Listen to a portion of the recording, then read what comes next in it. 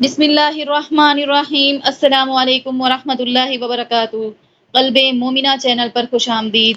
آج کا ہمارا تعلیم الاسلام کا سبق ہے سنت اور نفل نمازوں کا بیان۔ چلتے ہیں سوالوں کی طرف۔ پہلا سوال ہے جی ہمارا، کتنی نمازیں سنت موقدہ ہیں؟ تو اس کا جواب ہے 2 رکعتیں نماز فجر کے فرضوں سے پہلے اور 4 رکعتیں ایک سلام سے نماز ظہر اور نماز جمعہ کے فرضوں سے پہلے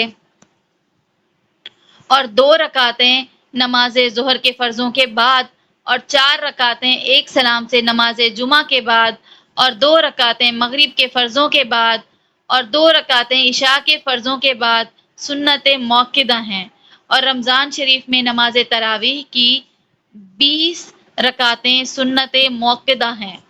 اگلا سوال ہے جی ہمارا، کتنی نمازیں سنت غیر موقدہ ہیں؟ تو اس کا جواب ہے نماز عصر سے پہلے 4 رکعتیں اور عشاء کی سنت موقدہ کے بعد 2 رکعتیں اور مغرب کی سنت موقدہ کے بعد 6 رکعتیں اور جمعہ کے بعد کی سنت موقدہ کے بعد 2 رکعتیں اور تحیۃ الوضو کی 2 رکعتیں اور تحیۃ المسجد کی 2 رکعتیں، نماز چاشت کی 4 یا 8 رکعتیں، نماز وتر کے بعد 2 رکعتیں، نماز تہجد کی 4 یا 6 یا 8 رکعتیں، صلاۃ التسبیح، نماز استخارہ، نماز توبہ، نماز حاجت وغیرہ، یہ تمام نمازیں سنت غیر موقدہ ہیں۔ اگلا سوال ہے جی ہمارا، سنتیں مسجد میں پڑھنی بہتر ہے یا گھر میں؟ تو اس کا جواب ہے تمام سنتیں اور نفل نمازیں گھر میں پڑھنی بہتر ہے، سوائے چند سنتوں اور نفلوں کے کہ ان کو مسجد میں پڑھنا افضل ہے، جیسے نماز تراویح، تحیۃ المسجد، سورج گرہن کی نماز، نماز کسوف وغیرہ۔ اگلا سوال ہے جی، نفل نماز کس کس وقت پڑھنا مکروہ ہے؟ تو اس کا جواب ہے صبح صادق ہونے کے بعد، فجر کی 2 رکعت سنتوں کے علاوہ، فرضوں سے پہلے نفل نماز مکروہ ہے۔ فجر کے فرضوں کے بعد آفتاب نکلنے سے پہلے نفل نماز مکروہ ہے۔